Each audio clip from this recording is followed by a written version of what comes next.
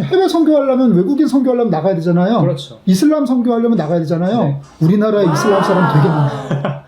이태원 가면 엄청 많죠.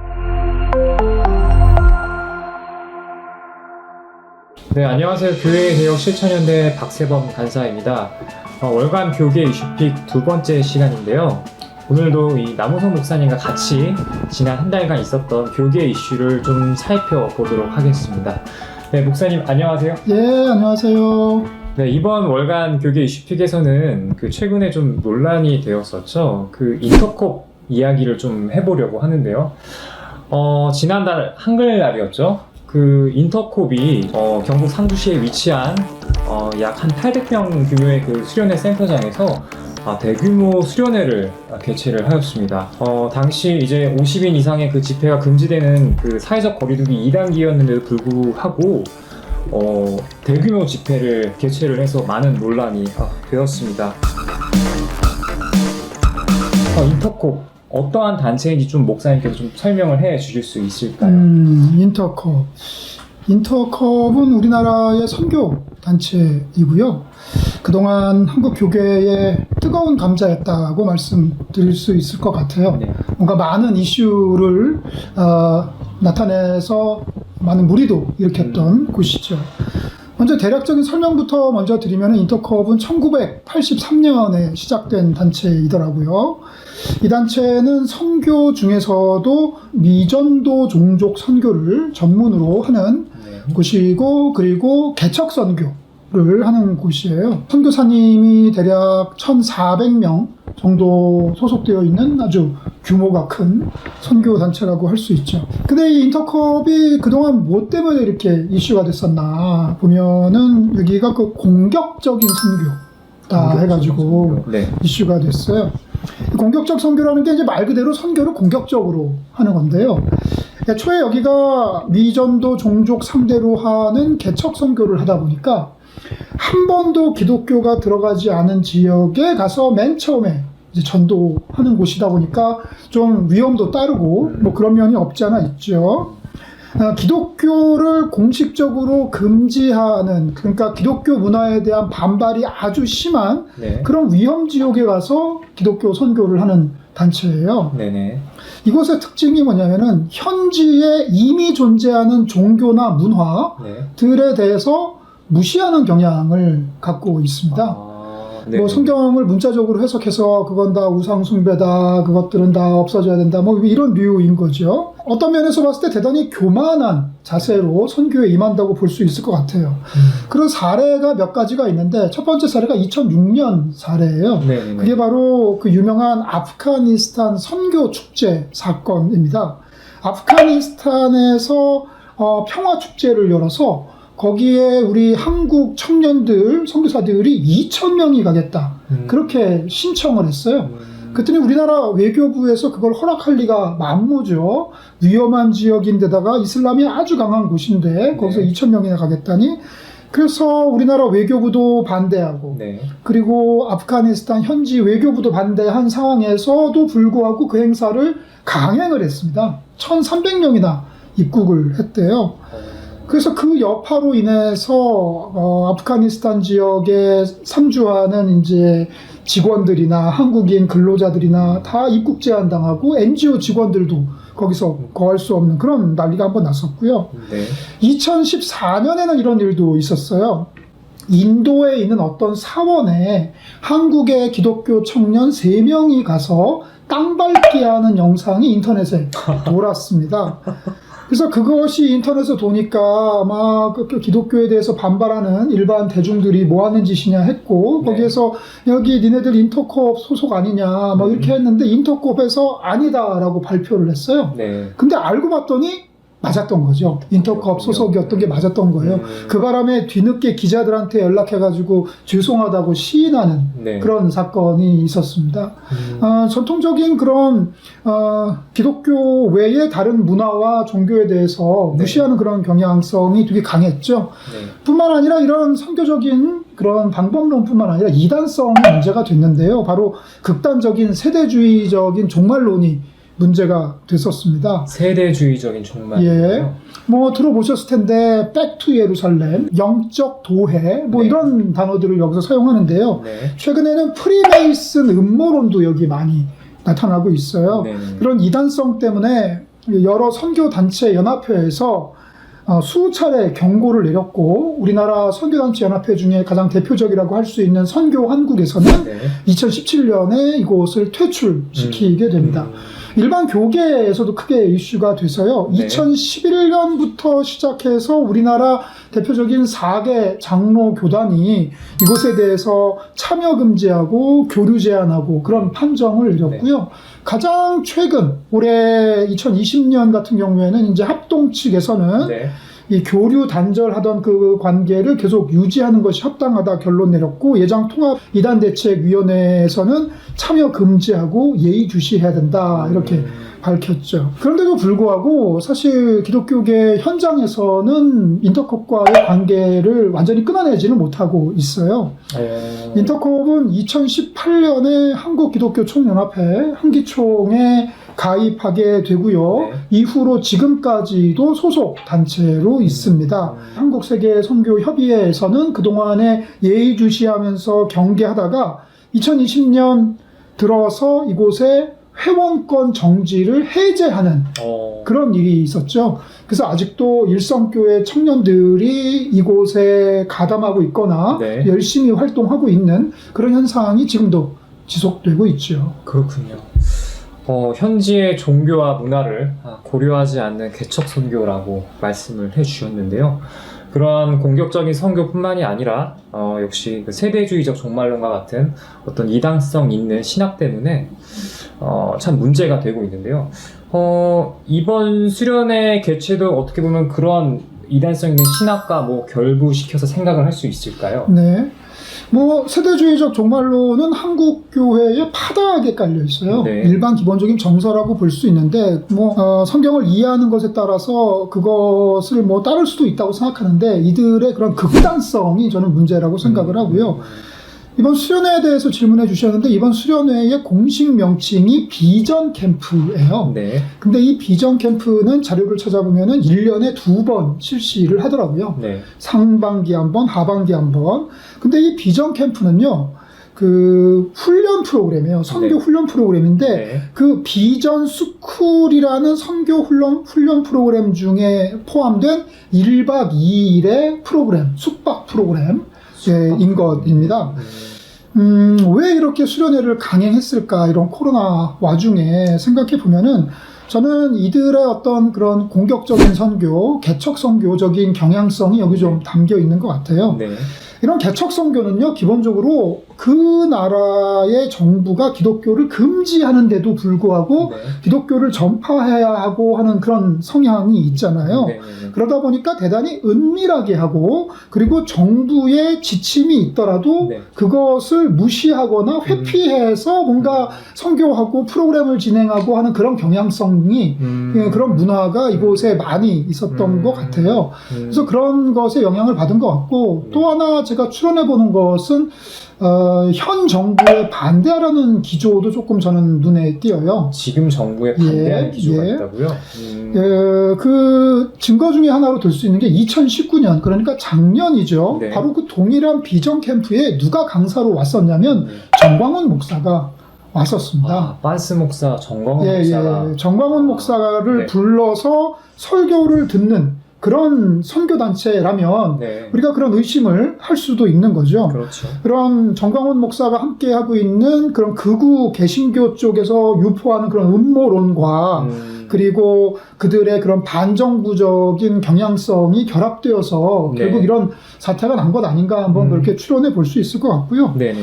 다행인 것은 이 인터컵에서 이번에 그 코로나 사태에 관련해서 네. 수련회를 강행한 것에 관련해서 네. 죄송하다는 사과 성명을 발표했습니다. 예. 뭐 한간에 보도된 대로 3,000명은 아니고 실제로 500명 규모였다라고 변명하고 있고요. 네. 본인들이 방역 지침을 잘못 이해했다라는 것을 시인했어요. 네네. 그렇지만 결과적으로 준수하지 못한 그런 부분에 있었기 때문에 네네. 그런 부분에 대해서는 사과하는 모습을 보여줬습니다. 한편으로는 좀 그런 생각들을 하시는 것 같아요. 지금 물론 이제 약간의 그런 사회적인 지침도 있지만은 이거는 좀 종교적 특수성을 좀 생각을 해서 우리가 이렇게 개척 선교를 하고 공격적인 선교를 하는 것에 대해서 우리가 좀 오히려 또 지지를 해야 되는 거 아니냐. 그 선교단체 입장에서는 좀 그렇게 생각을 할 수 있을 것 같은데요. 뭐 성경에도 말씀을 전해야 된다는 메시지가 꾸준히 나오고 있고, 그러면은 이런 공격적인 선교, 그러면은 우리가 또 한편으로는 또 이렇게 지향해야 하는 선교, 그런 것들을 좀 구분할 수 있는 방안 어떤 게 있습니까? 그렇죠. 세상에 나가서 복음 전파하는 것이 어떤 면에서 공격적으로 네. 느껴질 수도 있죠. 네네. 그렇기 때문에 일면 공격적이어야 한다라고 느낄 수도 있는데 저는 공격적이든 아니든 중요한 것은 교만하지 말고 겸손해야 한다고 생각을 해요. 네. 선교를 함에 있어서 교만하면 안 되고 교만한 선교가 아닌 겸손한 선교를 해야 된다고 생각해요. 제가 우려하는 것은 소위 공격적 선교를 말씀하시는 분들이 제가 느끼기엔 상당히 교만한 선교를 하고 계신 것 같아요.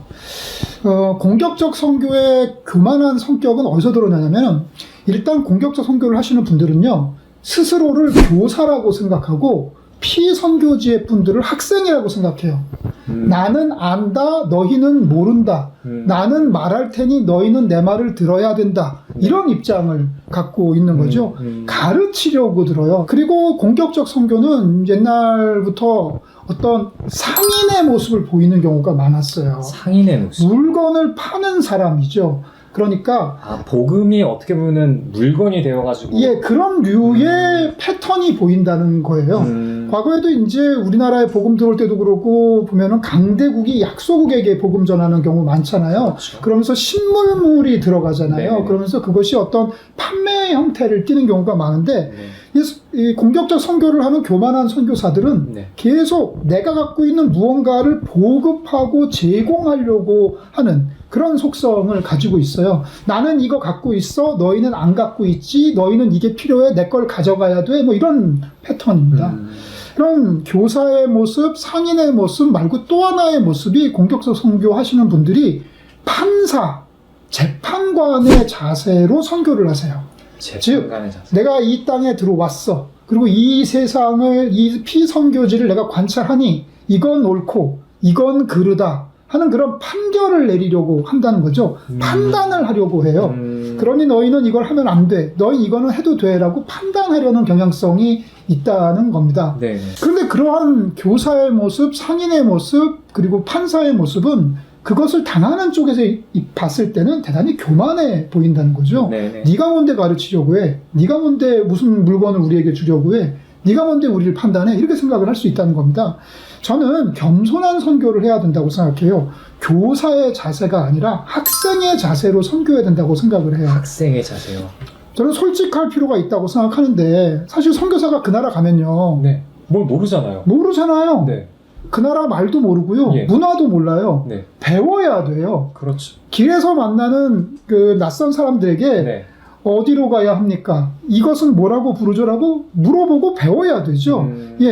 배우려는 자세, 여기서부터 시작을 한다고 생각을 해요. 두 번째는 상인의 자세가 아니라 손님의 자세, 네. 물건을 파는 사람, 제공자의 자세가 아니라 그것을 수용하는 자세로 접근을 해야 된다고 생각해요.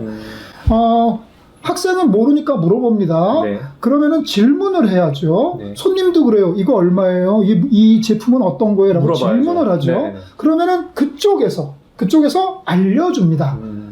언어도 가르쳐주고 문화도 가르쳐줘요. 알려줘요. 그러면서 배웁니다. 사람들은 말입니다. 네. 나한테 뭔가를 배우려고 하고 나의 이야기를 들어주려고 하면은 네. 거기에 대해서 이렇게 가르쳐주려고 하고 대화가 시작되면서 서로 신뢰가 시작이 되죠. 문화, 언어에 대해서 계속 질문하면 거기에 대해서 또 질문을 받아요. 네. 너는 어느 나라에서 왔니? 너는 왜 그런 옷을 입니? 너는 어떤 말을 쓰니? 라고 질문을 받죠. 그러면서 서로 말이 트면서 상호 간에 정보 교환을 하기 시작을 하죠. 네네. 자연스럽게 말이죠. 네네. 그러면서 이제 세 번째 단계, 판사의 자세가 아닌 피고의 자세, 즉 판단하는 자세가 아니라 판단을 받는 자세로 넘어가게 되는 거죠. 네네. 사실 솔직하게 인정할 것은 기독교의 선교의 역사 속에서 선배 선교사님들이 하신 아주 훌륭한 업적도 또 많지만 네. 그분들이 남기신 역사적인 과오들도 있어요. 저 남미 쪽 같은 경우에 초기 선교할 때 정말 많은 사람들을 학살하고 그리고 제국주의가 선교와 함께 들어왔던 네. 그런 경우 실제로 있었잖아요. 네. 거기에 대해서 솔직히 인정하면서 네. 그들이 오해하는 기독교 선교사의 삶이 아니라 네. 또 다른 제 삶의 기독교 선교사의 삶, 즉 네. 예수님 같은 삶, 네. 솔직하게 배우려고 하고 솔직하게 받아들이려고 하는 삶을 통해서 그 사람들과 대화를 나누면서 네. 자연스럽게 우리의 이야기를 할 수 있는 기회를 만들면서 네. 신뢰를 쌓을 때 그때 저는 선교가 시작된다고 생각해요. 겸손한 선교가 말이죠. 네네. 그래서 선교를 하려면은 먼저 우정을 쌓아야죠. 복음을 전하기 전에 먼저 인간적인 신뢰를 얻는 게 먼저일 거고 네. 말을 먼저 하려고 하기보다 나의 삶으로 보여주는 게 먼저일 거고 그리고 내가 뭔가 전하고 싶은 메시지는 네. 그 사람들이 나에게 네. 너희도 왜 그렇게 사니? 네. 라는 질문을 받거든 네. 그때부터 서서히 해도 늦지 않다고 생각을 합니다. 그래서 네. 말보다 삶이 먼저다. 네. 우정이 먼저다. 라는 말씀 드리고 싶네요. 네. 그러게요. 좀 우리가 좀 선교의 자세를 좀 다시 한번 좀 되돌아 봐야 될 것 같습니다. 지금 이제 코로나가 물론 좀 잠잠해지기는 했지만은 일단은 이 코로나가 온 이후부터는 다시 예전의 삶으로 돌아가기는 좀 쉽지는 않을 것 같아요. 그거는 사회도 그렇고 교회도 마찬가지일 것 같은데요. 이렇게 대면이 아닌 이 비대면 시대 가운데 사실 전도도 그렇고 선교도 그렇고 기존의 방식들이 대면이었기 때문에 사실 그 이전의 방식으로 선교나 전도를 하기는 좀 쉽지는 않을 것 같습니다. 이 코로나 시대에서 이 선교의 자세는 또 어떻게 해야 될까요? 목사님? 저는 오히려 이 코로나 사태가 기회가 될 수 있다고 생각해요. 네. 어떤 기회냐면은 그동안에 우리의 전도와 선교가 어떤 모습이었는지를 반성하면서 올바른 방향으로 전환하는 기회가 될 수 있다고 생각하는데 먼저 결론부터 말씀드리면 저는 예수님처럼 선교해야 된다라고 말씀드리고 싶어요. 저는 예수님이 종교를 전했다고 생각하지 않아요. 예수님은 가치를 전했다고 생각해요. 종교가 아닌 가치를. 저는 가치 선교가 먼저라고 생각해요. 네. 예수님은 율법의 형식을 잘 지켜라. 너희는 뭐 11조를 잘 바쳐라. 너희는 제사를 잘 지내라. 뭐 이런 제의적인 선교를 하신 게 아니라 네. 율법의 내용, 즉 사랑하며 살아라라고 선교하신 것 같아요. 어떤 당대의 제도권 종교의 확산을 위해서 포교 활동을 하셨다기보다는 네. 하나님 나라의 가치를 전파하려고 노력하셨다고 저는 생각을 합니다. 그런 면에서 당대의 제도권 종교, 즉 유대교 종교인들 입장에서 봤을 때 그 예수님의 선교는 비종교적인 선교였다고 생각을 해요. 예수님은 심지어 당대 주류 종교인 유대교를 절대화하지 아니하고 상대화하는 그런 모습을 보여서 그들에게 되게 지탄받고 나중에 돌아가시기도 했잖아요. 예. 그래서 하나님 나라의 도래를 선포하면서 그에 합당한 삶의 자세, 올바른 가치를 전파하신 게 예수님의 선교였다고 생각하고 네. 그것을 요약해서 당대의 유대인들은 그 율법을 올바로 지키기 위해서 수많은 장로들의 전통을 만들어냈지만 네. 예수님은 그것을 율법을 늘리는 방식이 아니라 율법을 응집하는 방식으로 하나님을 사랑해라, 이웃을 사랑해라로 집약해서 전파하셨다고 생각을 해요. 그래서 종교적인 포교 활동이라기보다는 네. 하나님 나라의 가치를 실현하는 그런 전도가 바로 예수님의 선교 아니었나 생각해 보고요. 그래서 같이 선교 말씀드리고 두 번째로 말씀드리고 싶은 것은 약자들을 위한 선교였다고 생각을 합니다. 네. 예수님이 주로 어디서 활동하셨나요? 갈릴리. 갈릴리의 그 가난한 사람들, 고통받는 사람들 있는 곳에서 활동하셨고 그곳에서 당대 사회와 종교계에서 소외받던 사람들, 네. 장애인들, 여자들, 이방인들에게 관심을 많이 두셨죠. 그들에게 하나님 나라의 도래를 선포하면서 동시에 갇힌 자 풀어주고 눈먼 자 눈뜨게 하고 그리고 가난한 자에게 오병이어의 기적을 베풀어 주셔서 먹여주시고 하는 그들의 인권을 되살려주는 그런 선교를 네. 하셨다고 생각을 해요. 가치 선교 말씀드렸고 약자를 위한 선교 말씀드렸고 세 번째로는 예수님은 그 모든 것을 일상에서 진행하셨다는 게 되게 중요한 것 같아요. 일상의 선교. 예수님은 물론 성전도 가셨고 회당도 가셨지만 대부분의 자리는 그 바깥, 지금으로 치면 교회 밖에서 선교가 이루어졌고요. 뭔가 그런 현장 가운데. 그렇죠. 되게 당연한 얘기예요. 선교는 교회 밖에서 하는 겁니다. 그렇죠. 그렇지. 너무 당연한 얘기죠. 그리고 선교는 교회 바깥의 사람에게 하는 것이죠. 그런 의미에서 우리의 삶의 자리가 선교의 자리가 돼야겠다라고 말씀드리고 싶어요. 가정에서, 네. 일터에서, 바로 내가 가장 일상에 많이 머무른 곳이 선교의 자리가 되어야 될 것이고, 거기서 내가 하나님 나라의 가치를 실현하며 살아가는 나의 평범한 모습이 선교요 전도가 될 수 있다고 생각해요. 죄악의 질서와는 다른 그런 대안적인 삶을 네.